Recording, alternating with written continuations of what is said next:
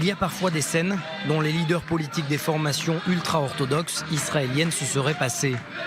Elles menacent de faire tomber le gouvernement si la loi sur l'exemption militaire n'est pas votée. Yair est aussi orthodoxe, mais son cas est particulier. Il a servi il y a une quinzaine d'années dans les rangs de l'armée israélienne, dans l'unité combattante dédiée aux orthodoxes, les Nachal HaCharedi.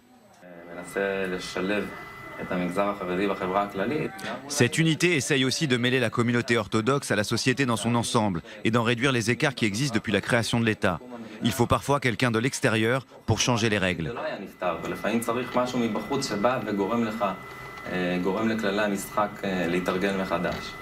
Car la grande peur des partis ultra-orthodoxes, c'est que ces soldats ne perdent leur lien avec la pratique religieuse.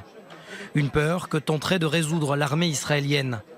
Si certains s'engagent dans des unités de logistique et d'informatique pour apprendre un métier, d'autres, plus combattants, combinent entraînement et vie religieuse.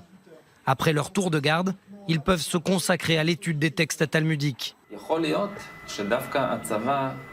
Et il est possible que l'armée et cette unité de Nachal HaCharedi m'aient permis de rester orthodoxe. Parce que si j'étais resté sur les bancs de l'école talmudique, j'aurais peut-être tout lâché, tout envoyé balader.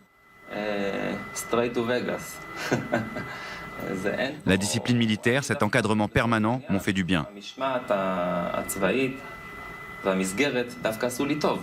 Un paradoxe social et religieux qui exacerbe les tensions. Car au-delà des manifestations qui opposent les courants orthodoxes les plus radicaux aux forces de police, certains vont plus loin et pendent, comme cette semaine, des poupées à l'effigie de soldats dans les rues de Bnei Brak. Je me souviens quand je descendais du bus, je démontais mon arme de service en plusieurs parties. Je les rentrais dans mon sac et j'arrivais chez moi comme si j'étais un agent déguisé en civil. Ne parlons pas de mon uniforme. Si j'étais contraint de cacher mon arme, tu penses bien que je ne rentrais pas chez moi en tenue de soldat.